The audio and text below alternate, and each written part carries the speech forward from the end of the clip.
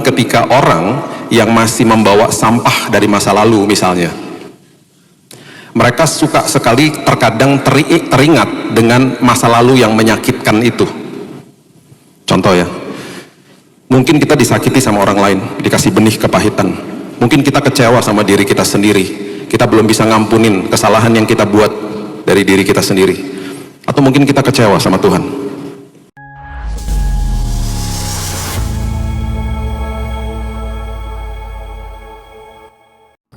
Betul Tuhan, kemurahan-Mu lebih dari segala-galanya, belas kasihan Tuhan untuk setiap hidup manusia. Itu sebabnya Yesus datang menebus dosa dan membuat kami hari ini di depan mata-Mu Tuhan, kami disempurnakan. Itu sebabnya kami mengucap syukur bahwa hari lepas hari, kekudusan demi kekudusan Engkau berikan kepada kami, dan kami sudah dilayakkan karena Yesus sudah menyelesaikan semua di kayu salib. Terima kasih buat hari ini, kesempatan yang kami dapat berkali-kali Tuhan, di hadapan Tuhan, untuk selalu duduk di kaki Tuhan, mendengar isi hati Tuhan. Dan itu sebabnya Tuhan, Roh Kudus sendiri yang membukakan pikiran dan hati kami, tabur benih kebenaran firman Tuhan, dan benih firman ini akan terus menguasai hidup kami. Hanya di dalam nama Tuhan Yesus, kami sambut firman kebenaran, kita sama-sama katakan, amin, amin, amin, amin, haleluya. Silakan duduk, shalom semua.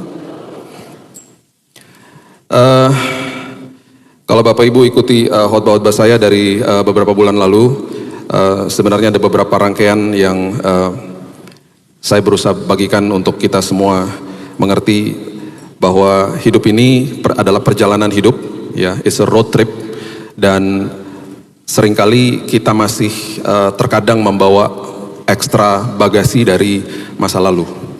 Dan tanpa kita sadari, ekstra bagasi itu akhirnya menyulitkan orang lain, dan akhirnya kalau Alkitab sendiri mengatakan, di dalam bahasa Alkitab dikatakan orang-orang seperti itu akan membuat kerusuhan dan mencemarkan orang di sekitarnya. Dan itu perlu ditanggapi dengan benar, karena orang yang hatinya masih penuh kepahitan, dia akan membuat orang di sekitarnya kepahitan. Jadi seringkali itu yang harus kita pahami, karena setiap hari kita harus grow in grace, kita harus bertumbuh. Bertumbuhnya di mana? Di dalam kasih karunia. Jadi jangan salah, bertumbuhnya di dalam pengenalan akan Tuhan, kasih karunia Tuhan. Nah, sebentar kita lihat ayatnya. Pengertian ini yang memberitahu itu adalah Petrus, yang mengalami sebuah sampah hidup dalam hidupnya, dan kemudian ketika dia berjumpa dengan Yesus, dia tidak dituduh, dia tidak dihukum, dia tidak dihakimi. Yang terjadi adalah dia ngalamin kasih karunia Tuhan, dan dia tulis akhirnya dari pengalaman pribadinya. Kita sudah tahu, saya sudah pernah bahas di sini, dia mengalami momen namanya momen api arang, di mana di depan api arang, di depan rumah imam besar Kayafas, dia menyangkal Yesus. Mereka lagi bersanding di situ, mereka lagi menghangatkan tubuh. Dan Alkitab menulis di kitab Yohanes 18 ayat 18, mereka sedang ada di depan situ, termasuk dia menunggu Yesus yang sedang ditahan. Tiba-tiba ada satu orang datang kepada dia dan bertanya, kamu murid Yesus ya? Kemudian dia menyangkal di depan api arang. Dan Yohanes, teman daripada Petrus ini, kemudian menuliskan dengan sangat detail ketika penampakan yang ketiga, ketika Yesus menampakkan diri kepada murid-muridnya. Penampakan pertama mungkin main kucing-kucingan, si Petrus nggak mau deket-deket sama Yesus karena dia merasa bersalah setelah Yesus bangkit dan menemui murid-muridnya. Penampakan kedua juga seperti begitu, dan Alkitab mencatat di Yohanes pasal yang ke-21, Alkitab mencatat bahwa ketika Yesus menampakkan dirinya kepada Petrus, kepada murid-muridnya yang ketiga kali, dan angka-angka di Alkitab ini kan selalu bukan sekedar hanya angka saja, tetapi merupakan simbol dan sebuah kebenaran. Jadi di balik angka 3 saya percaya ada sebuah angka kebangkitan. Dan kemudian kepada 7 muridnya, 7 adalah angka sempurna, di tepi Danau Tiberias. Dan waktu dia menampakkan diri, Yesus sedang buatin mereka breakfast, makan pagi. Dan Alkitab mengatakan makan paginya adalah roti sama ikan. Kalau orang Manado itu berarti panada, roti ikan. Siapa murid-muridnya? Ada Petrus, ada Thomas, ada Nathanael, ada Yakobus, ada Yohanes, sama ada 2 lagi murid nggak disebutkan namanya. Setelah mereka selesai menjala ikan dan mereka menghampiri Yesus di pinggir Danau Tiberias, Yesus sedang buatin mereka breakfast, dan Alkitab mencatat di atas api arang. Jadi ini merupakan momen-momen ketika orang yang masih membawa sampah dari masa lalu misalnya. Mereka suka sekali terkadang teringat dengan masa lalu yang menyakitkan itu. Contoh ya, mungkin kita disakiti sama orang lain, dikasih benih kepahitan. Mungkin kita kecewa sama diri kita sendiri. Kita belum bisa ngampunin kesalahan yang kita buat dari diri kita sendiri. Atau mungkin kita kecewa sama Tuhan. Saya berjumpa dengan banyak teman dan kerabat yang berduka selama 2 tahun, 3 tahun terakhir ini. Dan seperti saya katakan di beberapa bulan yang lalu, iman saya lemah kalau saya berhadapan dengan orang-orang yang sedang berduka. Karena saya berduka bersama mereka. Dan sebagai manusia saya lemah. Bukannya berarti saya mempertanyakan Tuhan dan tidak percaya sama Tuhan. Bukan, sebagai manusia saya lemah. Dan saya udah pernah bahas di tempat ini, nggak apa-apa Tuhan, saya mengucap syukur Tuhan selalu memberikan kuncinya. Di Ibrani dikatakan, aku adalah pemimpin dan penyempurna imanmu. Dan kita ngalamin hal yang sama. Saya ngalamin momen-momen seperti itu. Betul-betul nggak nyaman, betul-betul nggak enak. Dan banyak orang yang saya jumpai, mereka katakan, aku kecewa Pak sama Tuhan. Aku kecewa Pak sama Tuhan. Saya tidak salahkan emosi mereka. Tapi orang seperti ini harus dikonseling, harus diberitahu dengan benar, harus ditemenin, harus dikasih pundak untuk bisa nangis bersama. Itu luapan emosi dia. Kalau orang tua kita yang sudah tua, sudah sepuh, dipanggil pulang, mungkin kita ikhlas-ikhlas saja. Tapi bagaimana kita seorang istri, seorang suami, dipanggil pulang sama Tuhan? Dalam usia yang masih muda misalnya. Bagaimana ketika seorang anak yang Tuhan titipkan dalam kehidupan rumah tangga dan Tuhan panggil pulang di usia yang mudanya? Orang-orang seperti ini ngalamin momen-momen api arang ketika mereka teringat lagi tentang momen-momen yang tragis yang terjadi atas hidupnya. Dan Alkitab mengatakan jangan jauh-jauh dari kasih karunia Tuhan. Orang-orang seperti begini, saya pernah bertemu sama satu orang bilang gini, aku gak suka lihat muka orang itu. Emang kamu kenal? Enggak. Lah kenapa kamu kesal? Dia mengingatkan sama aku muka orang yang pernah melukai hatiku. Itu momen api arang. Pak, saya sedih Pak, saya stres Pak kalau ngelihat anak kecil. Kenapa? Karena saya ingat anak saya yang dipanggil pulang sama Tuhan. Pak, saya renyuh hati saya Pak ketika lihat ada pasangan yang berjalan di depan saya, karena saya ingat pasangan saya yang dipanggil pulang sama Tuhan. Mau ngomong apa? Saya nggak ada kata-kata. Itu adalah momen-momen yang pernah manusia lewati. Ada momen kepahitan, ada momen kecewa, ada momen yang kecewa sama Tuhan bahkan. Bapak Ibu bisa bayangkan, ketika Petrus duduk di depan api arang, dimasakin pagi sama Yesus. Apa nggak hatinya langsung dek? Teringat pasti. Yohanes tuh tulis itu nggak main-main, dia tulis di bukunya tentang temannya itu. Apa nggak langsung, aduh, bentar lagi aku diajak ngomong nih sama dia. Benar. Abis momen api arang itu, kalau kita baca seterusnya, Yesus akhirnya bertanya sama Petrus, dialog pertama kali, nggak pernah dituduh, cuman ditanya gini, kamu sayang nggak sama saya? Karena terlebih dahulu aku telah mengasihimu mati dan bangkit untukmu. Itu maksudnya. Kenapa? Karena Yesus mau ketika kita ingat tentang momen-momen masa lalu itu di dalam hidup kita, dia mau kita pulih, dia mau kita nggak bawa sampah dari masa lalu. Dia mau kita nggak bawa ekstra bagasi dari masa lalu. Dia mau kita pulih. Dan dia setelah dia bertanya itu sama Petrus, dia nggak tuduh dia kemudian mau supaya Petrus jadi berkat bagi orang lain. 3 kali juga dia katakan begini, gembalakan domba-dombaku. Petrus jadi pilar gereja mula-mula. Dan ketika dia berkhotbah 3.000 orang bertobat setelah itu. Dari pengalaman ini, dia mulai tulis sebuah kisah yang sangat indah. Sebelumnya kita baca dulu Ibrani pasal yang ke-12 ayat yang ke-15 mengatakan begini. Ibrani 12 ayat 15. Jagalah supaya jangan ada seorang pun menjauhkan diri dari kasih karunia Allah. Tuh, jelas. Jangan jauh-jauh dari kasih karunia Allah. Belajar terima yang terbaik dari Tuhan setiap hari. Dia sangat mengasihimu. Agar apa? Jangan tumbuh akar yang pahit. Supaya nggak tumbuh akar yang pahit, yang bisa menimbulkan apa? Kerusuhan dan mencemarkan banyak orang. Kita kalau lihat demonstrasi yang ada kerusuhan, kita kesel hati kita. Apalagi kalau terjadi di dalam kota kita. Ini kenapa sih ini orang-orang buat rusuh aja gitu. Kita nggak sadar orang-orang yang membawa sampah dari masa lalu bisa merusuhkan orang-orang yang ada di dekatnya. Dan Alkitab mengatakan mencemarkan hati mereka.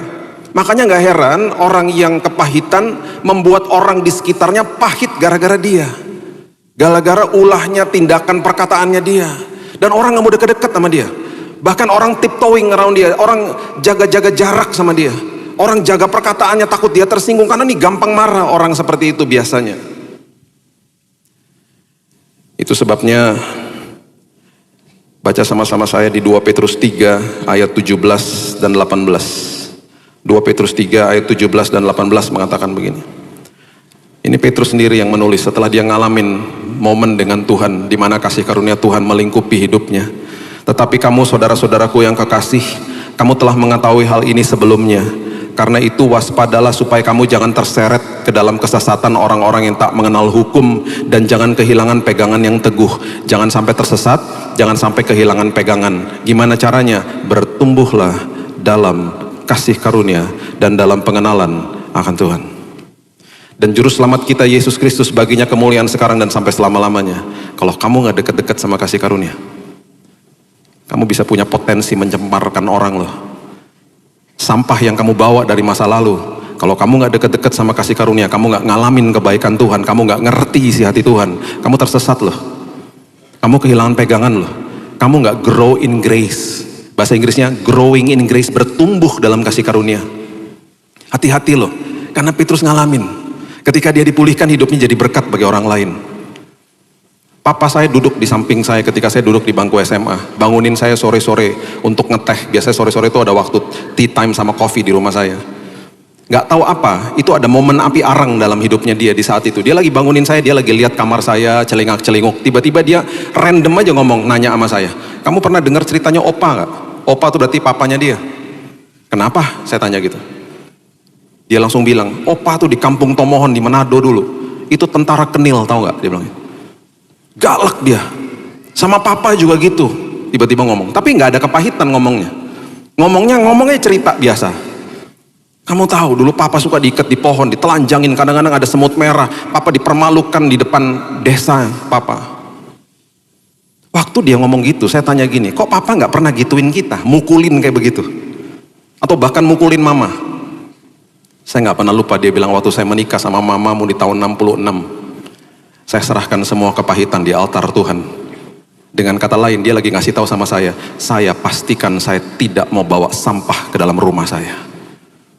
Saya pastikan saya tidak akan bawa ekstra bagasi dari masa lalu. Karena saya tidak mau membuat rusuh dan mencemarkan keluarga saya. Saya baru ngerti setelah saya belajar firman ini. Dia lagi ngomong begitu sebenarnya sama saya gak paham saat itu. Tapi ada momen api arang. Ketika dia ingat sesuatu, gak tahu dia lagi lihat apa. Saya gak pernah tanya juga saat itu. Secara random dia teringat. Saya cuma mau kasih tahu. Kalau kita teringat dengan momen-momen yang menyakitkan hati kita di masa lalu, ingatlah bahwa kasih karunia Tuhan sangat dekat dengan kita. Sangat-sangat dekat dengan manusia. Dan hari ini Tuhan mau pulihkan hidup saudara dan saya. Supaya apa? Maju, jangan bawa sampah dari masa lalu. Grow in grace. Bertumbuh dalam kasih karunia. Karena Tuhan mau kita bertumbuh. Karena banyak perkara besar mau dititipkan kok dalam hidup kita. Itu sebabnya Amsal pasal yang ke-20 ayat yang ke-5 akan make sense. Akan memberikan pengertian. Amsal 20 ayat 5 mengatakan begini. Rancangan di dalam hati manusia itu seperti air yang dalam. Tetapi orang yang pandai tahu menimbanya. Ini ayat dahsyat sebenarnya. Kalau kita ngerti bahasa aslinya. Rancangan itu etsah. Etsah itu dalam bahasa Ibrani artinya pedoman, kebijaksanaan, sebuah tujuan atau bahkan nasihat yang diberikan sama Roh Kudus atau firman Tuhan untuk kita. Berarti firman yang kita baca, firman yang kita dengar gitu loh. Itu adalah rancangan, etsah. Di dalam hati manusia sudah ke-download ke dalam sini ketika kita dengar dan kita baca. Seperti air yang dalam. Dalam tuh artinya sesuatu yang sangat-sangat merasuki hidup manusia. Tetapi itu jadi percuma kalau kita nggak ngambil keputusan untuk menghidupinya. Itu sebabnya dikatakan orang yang pandai tahu menimba. Menimba tuh artinya adalah dalah. Dalah itu bahasa Ibrani artinya mengambil dari kedalaman dibawa ke permukaan. Firman yang tertanam dalam hidup kita dibawa dari dalam, dibawa sampai ke permukaan untuk kita lakukan. Makanya dikatakan di sini orang yang pandai tahu melakukan itu. Orang yang pandai artinya tabun, bahasa Ibrani. Tabun itu artinya orang itu cakap berargumentasi. Berargumentasi sama siapa? Berargumentasi sama dirinya sendiri. Karena pribadi yang paling sulit ditaklukkan adalah diri sendiri, bukan iblis. Iblis sudah kalah di kayu salib. Dia hanya bisa menyerang pikiran kita tiap hari. Itu sebabnya setiap hari kita bergumul melawan pikiran kita dan minta sama Tuhan, Tuhan, aku mau dekat-dekat sama kasih karunia supaya aku cakap berargumentasi sama diri sendiri. Karena pribadi yang paling sering bicara sama kita adalah diri kita sendiri. Orang bunuh diri itu nggak langsung cuma satu hari dia ngerasa stres langsung besoknya bunuh diri, enggak. Itu bertahun-tahun bahkan dia ngomong sama dirinya sendiri. Dia kasih tahu dirinya nggak layak, dirinya nggak mampu, dirinya rusak, dirinya berantakan. Akhirnya dia stres sendiri. Itu karena pribadi itu ngomong sama dirinya sendiri. Orang yang tabun adalah orang yang cakap berargumentasi dengan dirinya sendiri. Nah, gimana kita bisa memberitahu diri kita kebenaran firman kalau kita nggak dekat-dekat sama kasih karunia Tuhan? Akhirnya pengambilan keputusannya salah.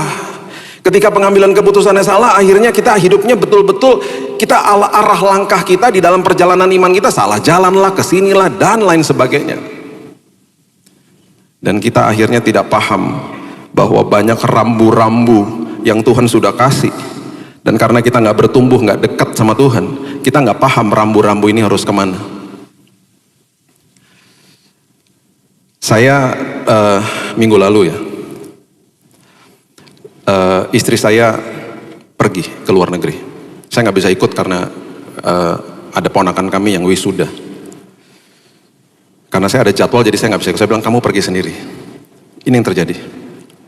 Istri saya itu orangnya kalau dites kepribadiannya intim dominan. Semua kepribadian tuh ada plus dan minus. Orang intim itu temannya banyak, kelebihannya. Wah, banyak temannya. Kalau ketemu orang rame pasti. Itu istri saya.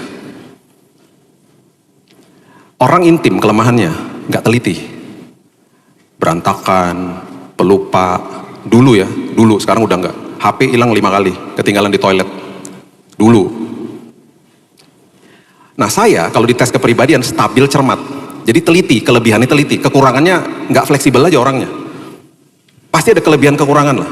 Jadi kan saling melengkapi. Jadi saya ngerti waktu kita mau menikah kita lihat, oh berarti ini kekurangan, ini kelebihan. Kita saling melengkapi.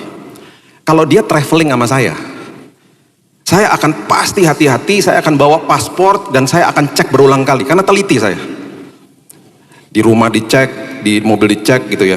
Teliti. Jadi udah dia tahu beres lah. Kemarin kan dia pergi sendiri. Jadi saya udah pastikan juga dari rumah, keluar dari kamar.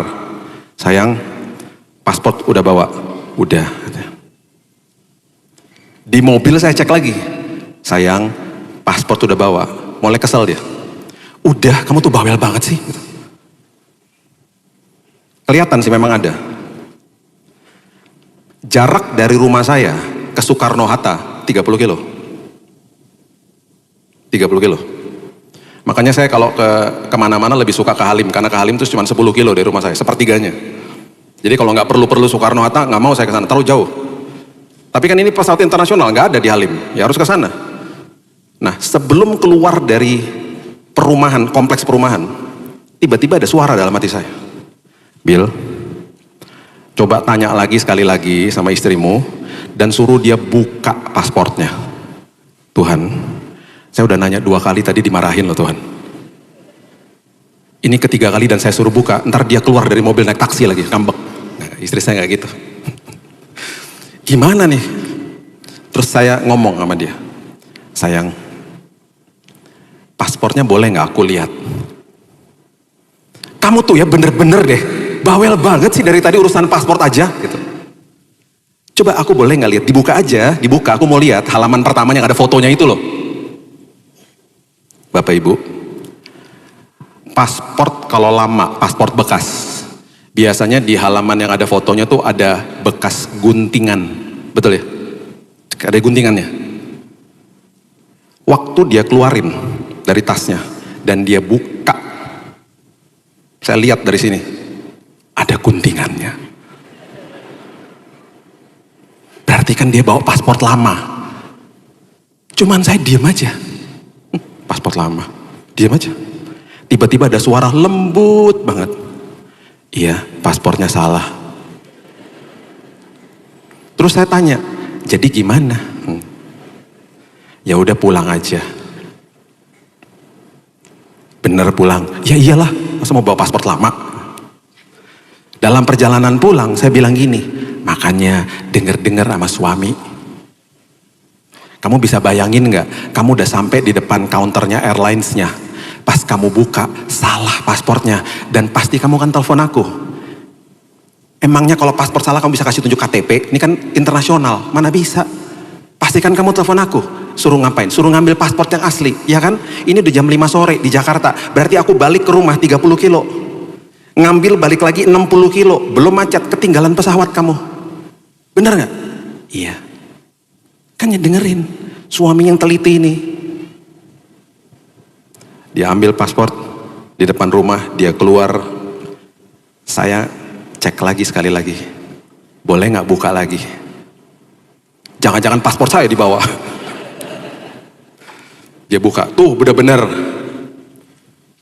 Bapak Ibu tahu, waktu saya pencet Google Map, yang tadinya saya diarahkan ke arah sana, kan tol di Jakarta banyak, sekarang saya diarahkan ke tol yang berbeda.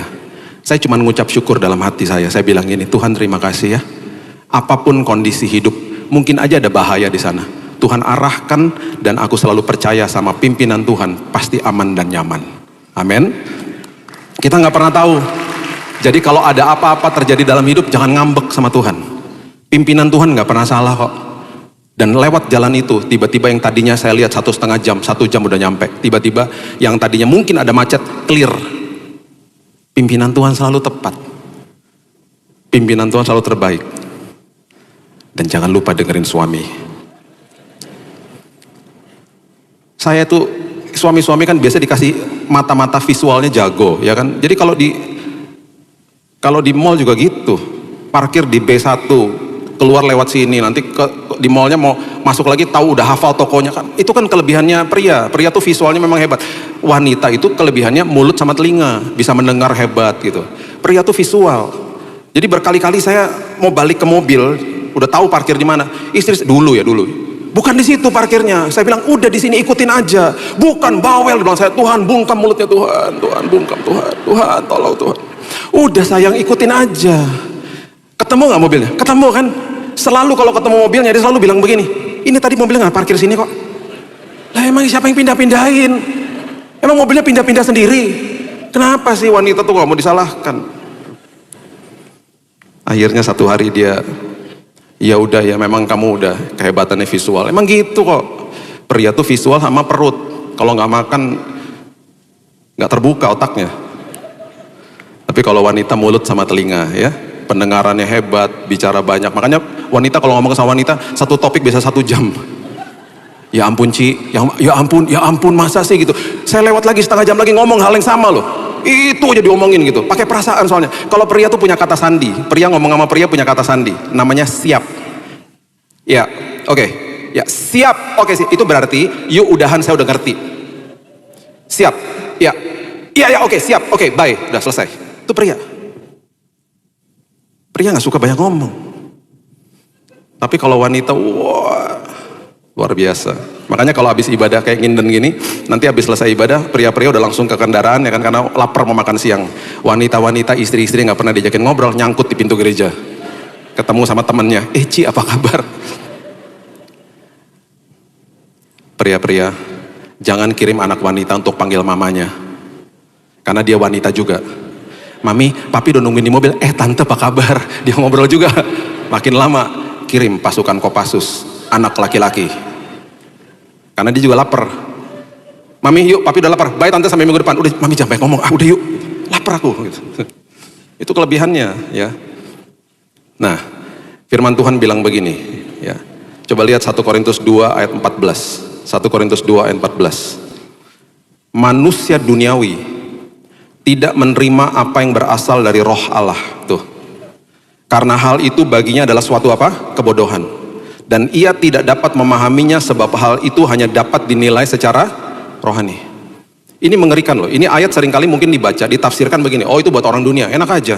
Enggak. Kita ini waktu terima Yesus, kita kan dibenarkan. Sekarang kita proses, yang saya berkali-kali katakan, kita nih sanctification, kita proses dikuduskan tiap hari, sekolah kehidupan. Berarti sampah-sampah yang masa lalu lagi mau didetox nih sama Roh Kudus, tiap hari loh. Dengan pendengaran firman kita bertumbuh dalam kasih karunia. Nah, banyak orang kalau nggak belajar firman dan nggak ngerti firman, ayat ini kalau saya rangkumkan dalam kata-kata yang sederhana adalah begini. Kalau kamu tidak mengerti kebenaran, kebenaran itu jadi kebodohan bagi dirimu. Itu maksudnya. Kalau kamu tidak memahami sesuatu hal, hal itu jadi kebodohan bagi dirimu. Contoh, saya nggak paham dunia lukisan. Jadi lukisan harganya MM-an bagi saya kayak aneh gitu loh. Ini kan lukisan cuman kayak aut-autan aja gitu loh. Kok bisa sampai mahal segitu gitu? Karena saya nggak ngerti dunia lukisan. Teman saya bilang, kamu mesti pelototin Bill, itu ada artinya. Saya pelototin makin pusing saya. Karena saya nggak ngerti, kayak abstrak soalnya kan. Nggak ngerti dunia lukisan. Sama, firman Tuhan juga gitu. Makanya firman-firman nih contoh ya, seperti begini. Harus saling mengasihi sama seperti Kristus mengasihimu. Jadi kebodohan. Jadi ketika orang dibilang ini, ayo Pak, Bu, ayo mohon maaf duluan sama pasangannya. Ayo minta maaf duluan. Enak aja. Bukan saya yang salah kok Pak. Gitu. Nah, jadi kebodohan kan? Saling mengasihi sama seperti Kristus mengasihi saya. Bukan sama seperti orang itu ngasih saya, bukan. Minta maaf duluan Bu, Pak, itu bukan berarti Bapak Ibu yang salah, bukan. Itu berarti Bapak dan Ibu sedang mencairkan suasana. Jadi termostat bukan jadi termometer. Termometer suhunya sekian, dia ikutan sekian. Termostat itu kayak remote AC, lagi panas saya dinginin, lagi dingin saya hangatkan, gitu loh. Jadinya dia bertumbuh di dalam kasih. Jadi firman-firman yang memang sulit dilakukan karena bertentangan dengan nilai dunia, nggak lagi jadi kebodohan bagi hidupnya, gitu loh.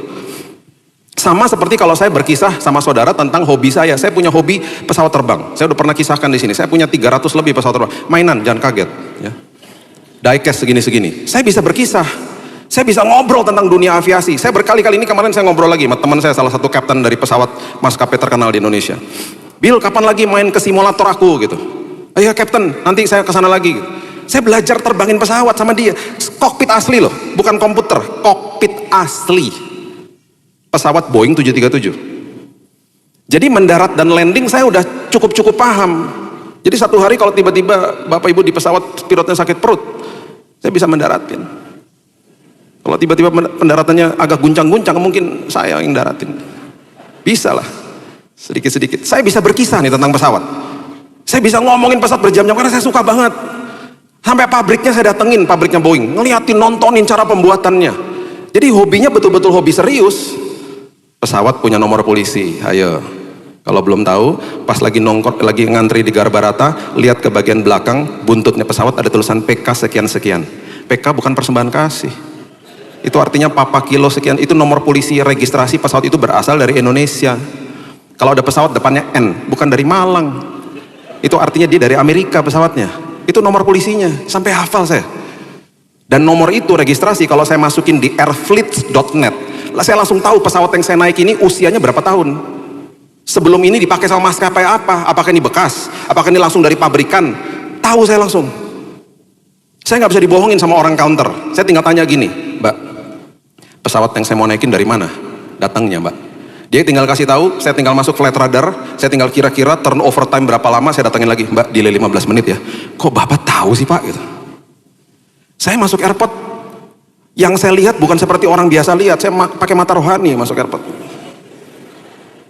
Saya melihat dari sisi yang berbeda. Kenapa? Karena saya paham dunia aviasi. Saya bukan sekedar hanya tahu pesawatnya aja. Saya bahkan kalau lihat pesawat dari bawah saya tahu loh itu model apa, A320, 33, dari bawah aja ketahuan. Karena matanya udah kebiasaan. Nih, saya bisa berkisah nih, tidak jadi kebodohan bagi saya, karena saya paham. Bagi yang nggak ngerti, ngapain sih Pak Billy punya pesawat-pesawat kecil? Ngapain kok pergi? Jadi kebodohan. Karena nggak paham. Makanya Paulus bilang, yuk bertumbuhlah di dalam kasih karunia. Petrus katakan dipertajam sama Paulus, yuk kamu harus ngerti firman. Supaya firman nggak jadi kebodohan bagi hidupmu. Coba lihat ini. Mazmur 131 ayat yang kedua. Mazmur 131 ayat yang kedua. Ini menjadi salah satu doa saya loh Bapak Ibu kalau pagi. Karena doanya Daud ini dahsyat banget menurut saya. Dikatakan begini, sesungguhnya aku telah menenangkan dan mendiamkan jiwaku. Daud loh ngomong, Tuhan aku mau menenangkan dan mendiamkan jiwaku. Kalau saya bisa tambahkan yang penuh sampah dari masa lalu. Seperti anak yang disapih berbaring dekat ibunya. Ya seperti anak yang disapih jiwaku dalam diriku. Disapih itu berarti meninggalkan ketergantungan sama susu. Anak kecil, tiba-tiba susunya diambil, nangis gak? Nangis. Nangis. Daud bilang, aku mau bertumbuh Tuhan. Aku mau menenangkan jiwaku yang penuh sampah. Aku gak mau minum susu lagi. Aku mau bertumbuh dewasa, itu maksudnya. 1 Korintus 3 ayat 1 dan 2. 1 Korintus 3 ayat 1 dan 2. Saudara-saudara pada waktu itu tidak dapat berbicara dengan kamu ya, seperti dengan manusia rohani, tetapi hanya dengan manusia duniawi yang belum dewasa dalam Kristus. Ini Paulus ngomong sama jemaat di Korintus. Susulah yang kuberikan kepadamu, bukanlah makanan keras, sebab kamu belum dapat menerimanya, dan sekarang pun kamu belum dapat menerimanya. Saya nggak mau kalau sampai Tuhan bilang begini, Bill, aku masih punya buat kamu nih titipan-titipan buat anak kecil, karena kerohanianmu belum bertumbuh. Nggak mau saya. Saya mau bertumbuh terus di dalam Kristus, dalam pengenalan akan Dia, supaya banyak titipan-titipan tanggung jawab yang lebih besar lagi Tuhan titipkan dalam hidup kita. Karena kamu udah makin dewasa, makanya kalau di toko mainan selalu kan box-box itu ada tulisannya 2-4, 6-8, 10-12. Itu panduan buat orang tuanya, supaya dia tahu ketika anak saya usia sekian, saya memberikan mainan yang usianya pas buat dia. Anak 2 tahun gak mungkin dibeliin mainan yang 16 tahun ke atas. Dirusaklah sama dia mainannya. Dan pasti lebih mahal. Itu sebabnya Paulus bicara begitu. Ibrani 5 ayat 13 mengatakan begini, Ibrani 5 ayat 13, sebab barang siapa masih memerlukan susu, ia tidak memahami ajaran tentang kebenaran, sebab ia adalah apa? Anak kecil. Anak kecil. Kita kalau bicara sama anak kecil juga beda kan bahasanya. Kita kalau ngomong sama anak kecil kan gini, halo, namanya siapa? Kan gitu. Bahasa itu kan kita gak bisa pakai sama orang dewasa. Masa saya ngomong sama istri saya gitu, halo sayang, kamu dari mana? Kamu pulang dari Nginden kok jadi aneh gitu, nggak bisa. Bahasanya nggak bisa pakai bahasa anak kecil. Mau Tuhan ngomong sama kita kayak begitu? Masih kecil rohani. Akhirnya titipan-titipan yang hebat akhirnya tertunda. Tertunda akhirnya. Saya tutup ya sama kisah nyata ini. Saya nggak mau berdiri di sini mentang-mentang saya ngkhotbah, oh Pak Billy dewasa, enggak. Saya juga bertumbuh, saya juga belajar dari sampah hidup saya. Beberapa tahun yang lalu, anak-anak itu masih sekolah online, termasuk anak saya. Jadi anak saya Keaton ini, anak saya dua-duanya nggak suka sama pelajaran matematika. Ya mereka nggak suka, karena bagi mereka tuh, bahkan mereka pernah bilang gini mas ya, siapa sih yang ciptain matematika, kurang kerjaan katanya gitu. Ya dibutuhkan lah nak gitu. Ya tapi susah banget deh. Kalau cuman pertambahan, pengulangan, pembagian kan itu oke, ini ada algebra, trigonometri, apa jelimet banget. Mereka pokoknya kalau ujian matematika angkanya pas-pasan. 57, 60, paling mentok 70. Nah kalau 57 di bawah 60 kan ada remedial. Sekarang, dulu nggak ada, sekarang ada remedial. Jadi boleh ujian ulang gitu. Nah kalau ujian ulang biasanya dia udah dapat pelajaran ekstra dari gurunya, dia biasanya oke lah, ngedongkrak lah, bisa dapat 67, 70 gitu.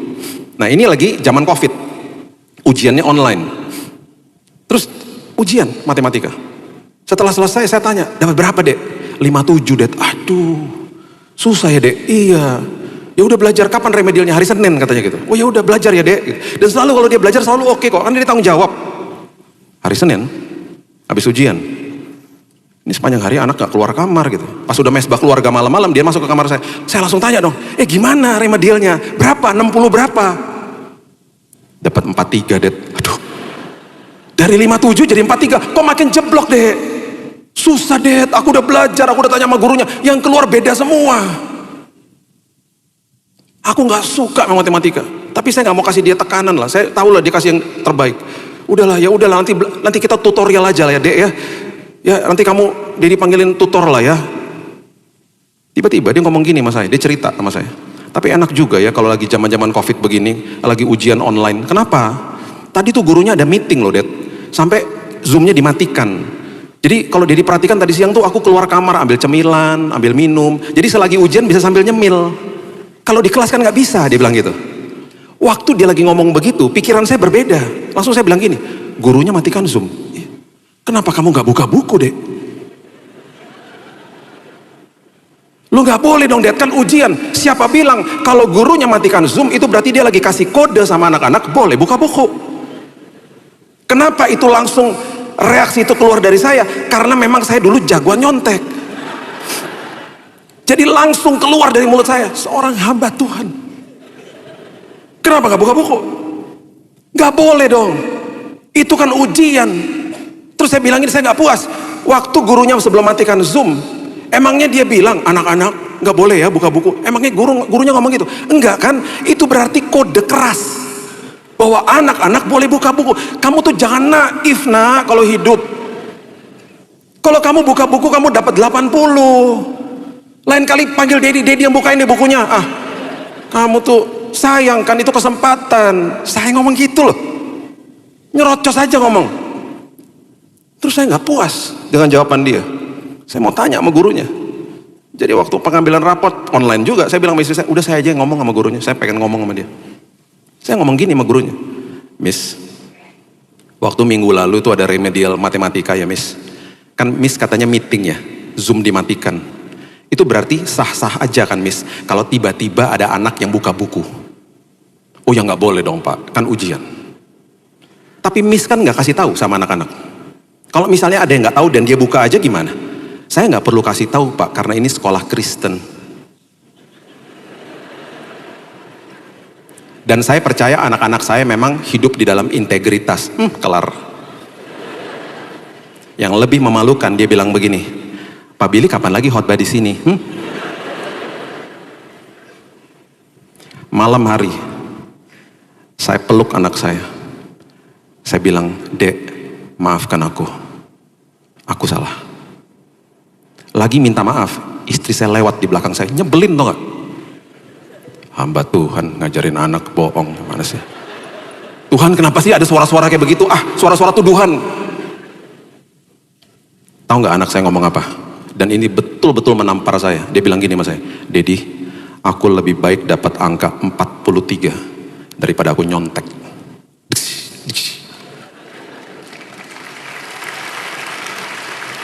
Istri saya lewat lagi. Rasain loh. Bapak Ibu, malam hari itu Roh Kudus bilang begini sama saya. Bukan berarti kamu udah khotbah sana sini, kamu gak ada sampahnya, masih ada. Dan momen-momen seperti begini, kamu harus tahu bahwa kasih karuniaku cukup bagi mobil. Keluarin sampahnya. Karena apa? Tuhan selalu bilang gini, kalau kamu berbuat salah, yang aku kasih tunjuk adalah perbuatannya. Aku tidak akan tunjuk karakter kamu. Dan banyak orang didatangin nama iblis, dikasih tahu bahwa karaktermu buruk, kamu gak layak, kamu berbuat salah, kamu gak mampu. Itu suara iblis. Roh Kudus gak pernah begitu. Roh Kudus melakukan conviction, menginsafkan dengan kasih yang luar biasa. Dia katakan, bertumbuhlah Bil dalam kasih karunia. Kamu orang luar biasa karena karakternya gak pernah diserang sama Tuhan. Disitulah kita akhirnya menjadi orang-orang yang tidak tersesat, tidak kehilangan pegangan, karena kita grow in grace. Berikan tepuk tangan kita untuk Tuhan kita. Terima kasih Tuhan buat pagi yang indah. Kami mengucap syukur buat firman kebenaran. Kami percaya bahwa kami akan terus bertumbuh dalam kasih karunia. Dan kami percaya Tuhan ketika ada rambu-rambu di depan kami tahu bahwa Tuhan sendiri yang menuntun perjalanan iman kami. Tuhan, kami mau menyapih diri kami. Kami gak mau ketergantungan sama susu. Kami mau bertumbuh Tuhan secara dewasa di dalam kerohanian kami. Dan kami percaya banyak perkara-perkara besar yang Tuhan mau titipkan dalam hidup kami. Terima kasih Bapak yang baik. Kami percaya kehidupan kami dipelihara sama Tuhan. Dan hidup kami penuh kesaksian karena berjalan bersama dengan Yesus. Hanya di dalam nama Tuhan Yesus kami berdoa dan mengucap syukur. Kita sama-sama katakan amin. God bless you.